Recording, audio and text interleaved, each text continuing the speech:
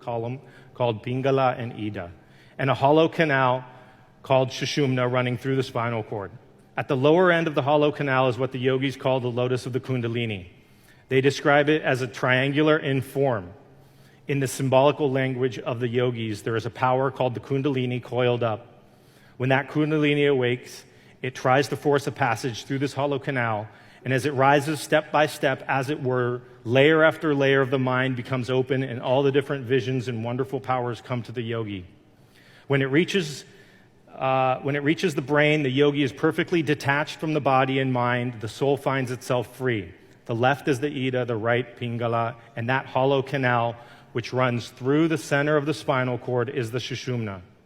Where the spinal cord ends, in some of the lumbar vertebrae, a fine fiber issues downward, and the canal runs up even within that fiber, only much finer.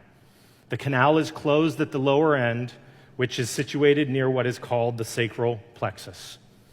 Vivekananda mentions the Ida and the Pingala and Sushumna. These are the three main nadis. Nadi comes from Tamil, meaning nerve, blood vessel, or pulse, or Sanskrit, meaning channel, stream, or flow. Ida lies to the left of the spine, Pingala to the right of the spine, Sushumna runs along the center of the spinal cord. Some images have the Ida and Pingala doing a helix crossing, the Sushumna, and at each intersection is a chakra. To me, Ida and Pingala represent the pineal and the pituitary glands. The Sushumna coming up from the center of the spine is a tube full of cerebrospinal fluid, all meeting at the third ventricle, that fluid radiant space in the middle of our head, the crystal palace, the cave of Brahman. It is the space where the marriage of the yin and the yang energies of the pineal and the pituitary gland come to perform a perfect harmony within the fluid of that space. It is my belief that this is the place for the birth of the I Am in physical form, where through the dispersion of the energy within the fluid, our entire brain is simultaneously bathed within the differentiated fluid from the source, providing the synchronous, unified experience and awareness of our true essence. Another practice related to the CSF is the Kachari Mudra, which some people contacted me as well. The Kachari Mudra is a yogic practice where the tongue is rolled up to touch the hard and then the soft palate.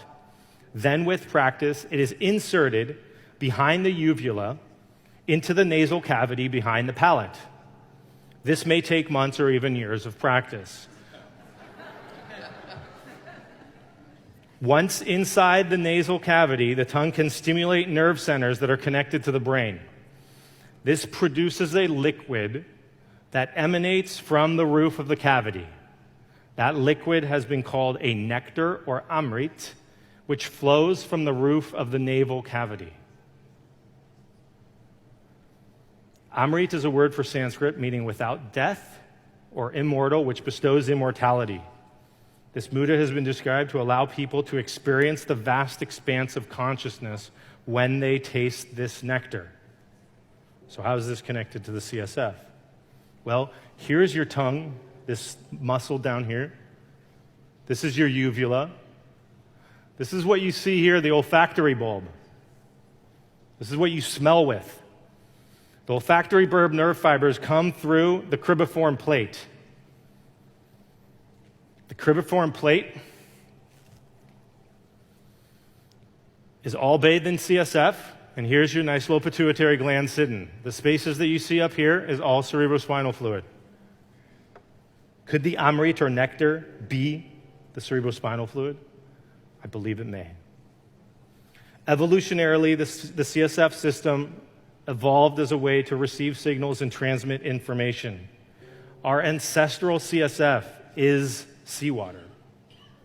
So imagine your connection to the fluid that surrounded you as an embryo, to the fluid that is bathing the inside and outside of your entire central nervous system right now, to the totality of all the fluid in all the oceans that have ever been present in history.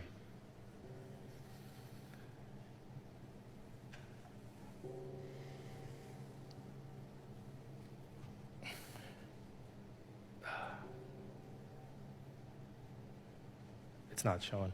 It's fine. There's a clear light coming from the inside.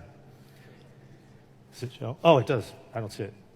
Imagine, therefore, this fluid bathing the inside and outside of our brain and spine, being a perfect vehicle to transmit information to the brain, whether that is melatonin to help us sleep or DMT to help us have vivid images and experience holistic states of consciousness, or as the fluid conductor of source energy to our physical bodies to transmit the experience of our I am, our beingness, as well as be able a vehicle for cosmic consciousness, that awareness of the universal mind and one's unity with it.